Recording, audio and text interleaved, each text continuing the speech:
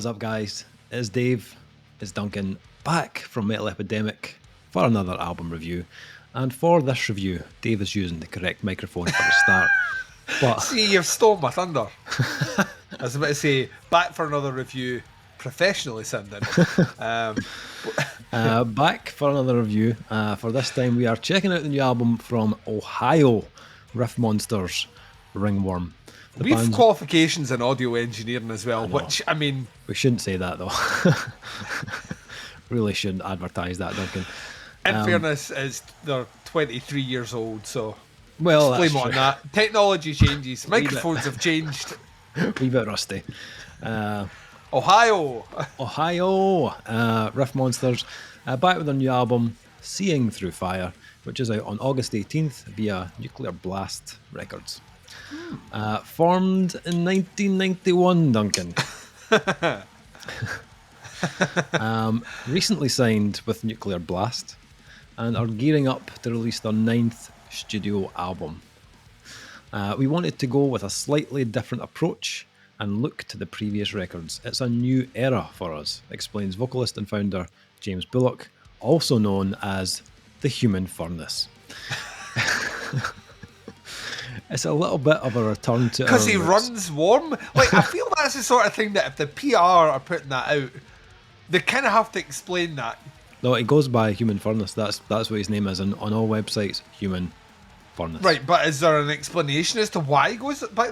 Just that voice, Duncan. Just that voice. I mean, I'm not gonna lie. I felt toasty listening to it, but yeah. Like at the weekend, he moonlights as a stuntman on the set of movies where people are setting fire, like something. I think it's all down to the vocals, Duncan.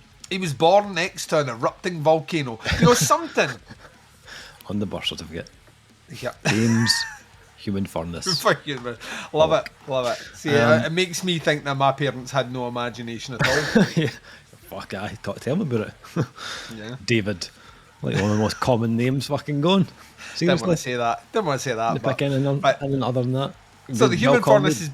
John. John Smith. So the Human Furnace has been around since day dot. Yes. What was he saying? As well, this is a return to our roots. You have those moments every so often where you want to go back to your comfort zone. Yep. But at the same time, you want to expand that comfort zone. Vocally, it's the same approach on every record. My voice is just a hammer, and every songs look like a nail to me. While the Human Furnace's monstrous voice obtained its name for a reason, the band are often lumped in with a vast sea of hardcore acts, perhaps unfairly pushing aside the intricate melodies that completely recategorise Ringworm and set them apart from one specific genre. Seeing Through Fire showcases these abundant complexities and pushes the band up into the frontrunners of modern metallic talent. So, no explanation on the vocals. No, just teasing it though. I'm kind of hoping it's in the last paragraph, is it not? No. On the production side, we definitely wanted something that was raw, more in your face, and way more sonically abrasive than the last several albums. A different level of sound quality was accomplished with Seeing Through Fire, as technology allowed Ringworm to banish any previous restrictions laid upon them during the production and recording processes. While in the past they've had already recorded with Noah Buchanan, Mercenary Studios. Noah relation. There you are. Mercenary Studios in Cleveland. This was the first time everything, including vocals, Human Furnace, was also recorded in that same space. Oh. Very glad we did it this way. Noah has such a good ear for things. He was able to quickly assist with suggestions and insight and just got a better performance out of me and the band in general. He had a vision for us. There are differences with the overall heaviness and rawness of this new one. It's something we've never really been able to achieve in the past, explains Furnace. I love they're just I love. You know what I love about it even more? See, by the end of this, it'll just be the artist formerly known as Furnace. This PR person is having a fucking field day writing this. Absolutely. Mixing it up. So, Ringworm, Duncan. Not a new band for me. I was about to say, like, when I was listening to this, I was like that. Did Dave form a band? like. Yes. well accustomed to the sound of Ringworm. Been listening to these guys for a while. Could say I've been itching for some new Ringworm. Oh, I see what you're doing there. Big Davey HF Buchanan, Human Furnace. HFF, Human Furnace fan Buchanan. But, Duncan, will it be as infectious Oh, what as are we the doing here? last album? This is just that. You know Yeah, what? because my voice. This review right now is playful. It's It's very play- jovial, it's isn't a- it? it's a- yeah, which is not this album. No, it's not. Get the humour out now. Yeah, let's get that Had stuff. I know. Not heard. And that's what your question, because I knew it was coming. No, I'd never Oh, heard of it. interesting. I know what Ringworm is. Yes. Never had it though. Yeah. Fortunately, me neither. Yeah, that's good. Now that we've cleared that up, Yes. much like the Ringworm Dave says he didn't have. So I've been listening to these guys for a while. I really liked the last release from 2019. Just an album with great grooves, savage vocals, and although Ringworm are a band that pretty much do what it says on the tin, that last album did have a good scattering of kind of slower riffs and kind of sludgier tempos through it as well. Where like if you go back to their early stuff, it was just like a tornado of speed and rage from start to finish. And I'd say this release kind of feels more in line with that kind of level of intensity. It's definitely a faster album for the most part, but with the kind of the tightness and the nuances that they bring to their newer releases of the last decade. And it's as intense as you'd expect from Ringworm. Every track pretty much comes ripping out of the gate with zero fucks to give, really, Duncan.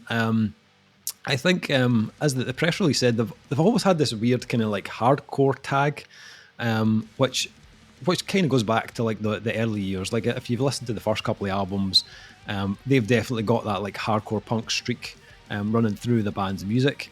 You could hear the hints of like a bit of Propane or like Cro-Mags, but as the band went on, I think the hardcore streak is still there, but it's become less and less, I think, over the last kind of 10 years, especially on the last few albums. I think you still get little drops of it, but I think the thrashier side of the band is probably more potent now than the hardcore stuff ever was. And on the newer material, along with that thrash, you've got this little dose of like a kind of sludge or something in there as well on certain parts. This one still has that like the mix of thrash, wee touch of hardcore punk, sludge, but there's also a smidge of death metal in some of the riffs here as well. Some nice blast sections. I think the production of the guitars, especially, leans toward a more kind of like almost kind of Swedish death metal tone. So that's why you probably get more of a kind of death metal tinge from this. If I'm honest, my first listen to this wasn't completely sold on it. I got to the end and it was like it's just relentless. Like the whole album is just non-stop. From start to finish, it goes hard, and that is no 30 lie. minutes. Yeah. It's 30 minutes of like full blunt force trauma to the face. Yeah, there's no breather moment. There's no like, oh, here's a wee mid-album interlude just for me to kick back, put my feet up. None of that at all. Here's a guitar playing a clean chord. Yeah, No. none of that. And the pace and the rhythm of it is very constant. The shifts in pace on this one were a little more. I mean, subtle is maybe not the word to use with Ringworm, but they were just a little bit less pronounced than in the last album. So in the last album, there was definite moments where it shifted gear, and you could hear them breaking down into those kind of sludgier parts. This reminds me a lot of early Slayer. Oh like, yeah, the bass-wise. Slayer in this. Like you mean like early Slayer 100%. has like very, very few moments of anything that isn't Dave Lombardo fucking punishing the drums. And this kind of reminds me of that. There are slower tracks, but We're Yeah, going to it's caveat kinda the word slower. yeah, for me, like the album doesn't really slow down. It just diverts to a different degree of fast, Yes. if that makes sense. It'd be like putting like an eighth gear on your car. I mean, when are you ever going to use it? And if you do Yeah, use it, why would you ever use gears 5 through 7? yeah, I mean, like, it's kind of like that. It's all like, it's shades of fast. yes, absolutely. And I think when I got to the end of the album, I was like, it just felt like a blur. Like I was just like, I had no real recollection of what I just listened to. Yeah. On subsequent listens to it, I started to kind of pick up little little kind of changes in tones on the album, little subtle changes in style, or like a vocal phrase that really stuck out. The one that kind of hits me the most, I think, is "No Solace, No Quarter, No Mercy," Yeah. which has just got this like real like chant along chorus, which I was just like, that live is just going to be fucking unbelievable. Fans are going to absolutely eat that track up.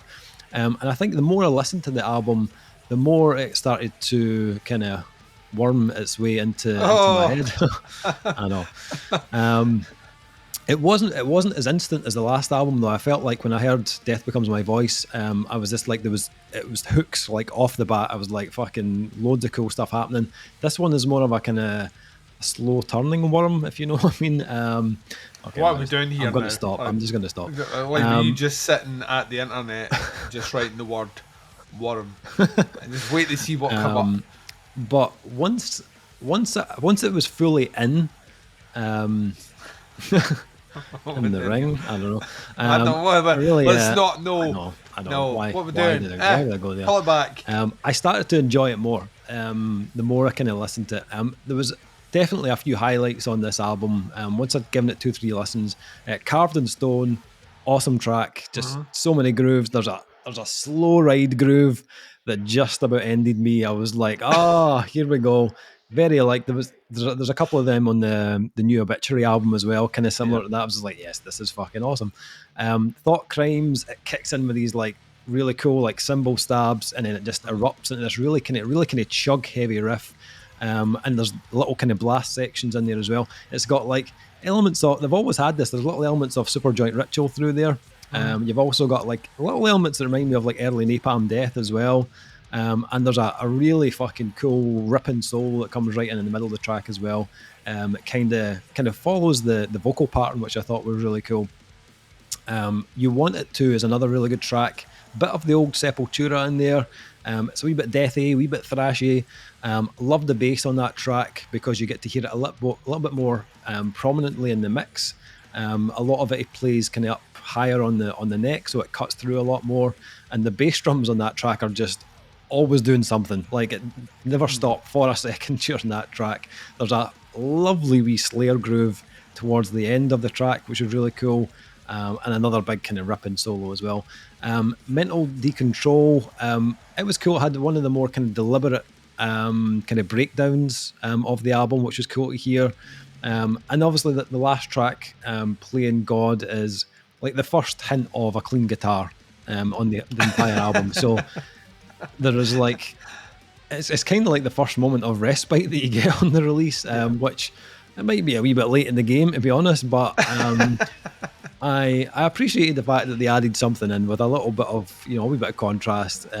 Although that track feels more like a kind of extended outro, the way it's kind of structured. It doesn't feel like a typical track on the album. I think this is it's a really good album. If you're looking for something that's going to like just chew you up for 30 minutes and spit you out the other end, then this will do the trick. There's no frills, there's no huge surprises, but for Ringworm fans, it'll probably tick a lot of boxes. On the flip side, I think there are parts of this album that are maybe a little bit samey for me, where they start to kind of blend together a little too much. The tempo does feel quite continual through the album, and that's cool for like from an intensity point of view. It's really intense, but it did make some of the tracks less distinctive for me. That being said, the production on this is killer. I think Noah Buchanan, who did the recording, the mixing, the mastering, has done a really good job with this one. I think it's one of the most consistent productions we've had from Ringworm. The last album felt a little bit more open, a little bit more spacious in places, whereas this feels really like compact, really tight, and it captures that really kind of intense feel that they were going for on this album, which is just like scorched earth from start to finish. I mean, if you look at the artwork, I mean, it screams intensity, basically. Yeah, so enjoyable album, maybe not as memorable as the last album for me, but I think if you take the best tracks from this album, a lot of the ones that I've mentioned, throw them into a live set with the older stuff, it's going to work really well. Because I feel like a lot of these tracks are built for a live set. They've got that kind of feel behind them. What about yourself? What did you make of your first experience with the old Ringworm? The band. So I don't think I'm that far from you. I don't think I enjoy this as much as you, and I think you kind of hit the nail on the head as to my biggest gripe with this one. Right. Is the dynamics. It does feel at times so unforgivingly paced that the kind of the urge to go back and re-listen as quick wasn't necessarily there for me. Okay. However, the individual elements for me are absolutely killer. Vocally, this is fucking incredible, and I'm even more taken back by the fact you've said what they're 32 years old as a band. 91. 91. So like to still be able to have a tone of vocal this late in the game in a band and have it still as scathing is beyond impressive. Yeah. And that's technique. That, you know, it's all technique, because if that's not technique, you don't have a voice anymore. But I actually really enjoyed. There's a kind of crossover between old school kind of Slayer thrash, Max Cavalera Sepultura, and that kind of hardcore rhythmic delivery that just meshes together in this really satisfying way. You mentioned Napalm Death. There's a little bit of Barney in there as well. It just feels vicious.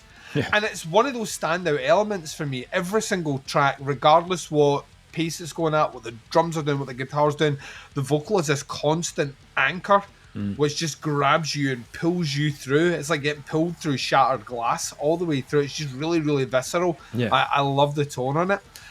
I was picking out tons of things, like all over the place. It's like going into like a supermarket that just has nothing but like metal albums. I was just like, oh, a little bit of that, a little bit of that. It was like supermarket sweep for metal albums, just fucking hand in there, pushing them all in. Slayer for sure. Sepultura, I'm glad you mentioned. It reminded me really early Sepultura. I definitely got the death metal thing. Maybe I hear what you're saying about the production. I got more of a kind of American death metal thing kind of coming through, which I quite enjoyed. And then the hardcore elements as well. We're kind of going through like a mini renaissance for hardcore at the moment, specifically 90s hardcore. And the best ones are the ones that lean into that. Ringworm aren't necessarily leaning fully into that, but you can tell that they've come up through that scene, which is really, really interesting. Just small techniques, small choices. It really kind of suits their sound. In a weird way, this is almost like what you would get. We reviewed that Spirit World album last year, which I fucking loved. It's like that minus the grooves, and that's kind of what you have here, just this but more Slayer. And that's not a bad thing for me. I'm a big Slayer fan. What I enjoyed about the riffing is, like, yes, they dip into kind of almost thrash cliches, but the guitar solo work on this is fucking impeccable. And they don't do it in every song, but when they do it, it's really, really, really well done. Tracks like No Solace, No Quarter, No Mercy has this kind of dueling like solo, which I really fucking enjoyed. I thought it filled it. The sounded fucking awesome. And I kind of felt like they didn't ever they're not a one-trick pony, even though my biggest gripe is they might be a one-tempo band. They're not a one-trick pony. They have lots of technique, lots of style, and actually lots of flair. Like when you need a song to break up, it breaks up with a guitar solo. When you need a bit that just punishes you to the point of fucking waving the white flag, the track seems to organically shift that way. So it's really, really well kind of catered. I also think, like you said, the production on this is chef's kiss good. I think it has a modern sound but not sacrificing any of the old school mentality the band has, which I think is a fine art between, you know, digital manipulation and actually bringing a sound into a modern era, which I think Noah Buchanan's done incredibly well here. My biggest gripe, and you've kind of hit the nail on the head, is whilst the album itself has some memorable moments, I don't necessarily think the album overall is all that memorable. However, when you put it on, I'm locked in. Like, from the moment I hit play for 30 minutes, I'm locked into this album. When it's finished, I kind of feel like I've been sitting in the room next to the person listening to it, and everything's a bit of a jumble, and I'm still trying to work out what I've went through. Very much like yourself, I would love to see some of this live. I think some of this live is just designed for like the most anarchic pit ever. So yeah, I'm not, as a first experience with them, it makes me want to go back and listen to previous stuff, especially if they've realised they were this far out of their career. There's going to be like almost a certainty that there's going to be loads of stuff in their back catalogue I'm going to enjoy. As an album as a whole, I liked the majority of it. Some of it I found that I could take or leave, but I'd be lying if I said that I didn't think across the board this is a band just performing at a fucking ridiculously high level. It's evident. There doesn't feel like there's anything in here phoned in. You can't phone in something this angry. It's just not. It's not possible. So yeah, it's kind of. We'll get to it in the grades. I had a good time with this one. I didn't have an amazing time with it. Okay. So scores for Seeing Through Fire by Ringworm. I'm going on a 3.5 out of 5 on this one.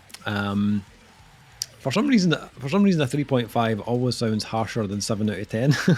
But yeah, I think it's still a respectable score for the album. I think some people will love this more than I did, no doubt. I just found bits of it started to kind of blend together a little bit, and the memorability factor was affected slightly, but can't fault it on the intensity front. It goes hard for 30 minutes, and the production is fucking awesome. It suits it down to the ground.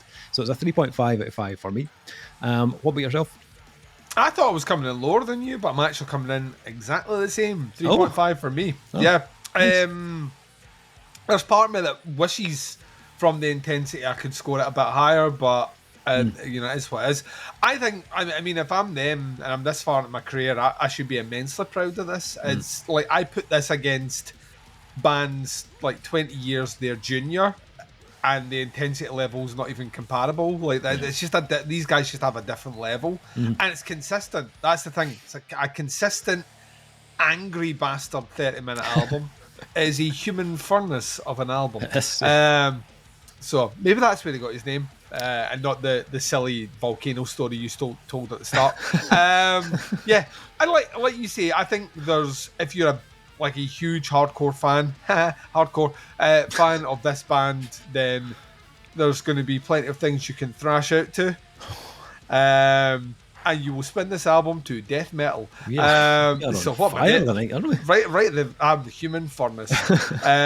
Yeah, I like 3.5 to me. I'm like you. It's not a grade we often give because we generally pick albums that we think we'll really enjoy, which is why we score things high, not because we're shills. It's because we pick things we want to review as opposed to just reviewing anything. But yeah, when you double it up, Dave, 7 out of 10's fucking really good. Yeah, for sure it is.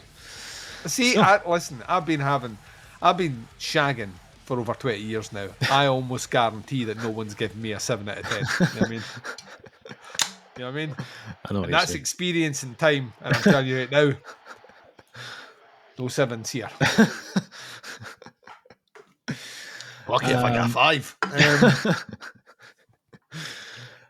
Ringworm, Seeing Through Fire, is out on August 18th on Nuclear Blast Records. Links below to the band and the Bandcamp page for the album. Check it out. Let us know what you think. Have a little listen to the singles. Happy to hear your thoughts and opinions on it. That's the review. Thanks for checking it out. We'll be back with another review very soon, but until then, take care. Speak to you soon. Bye, everyone.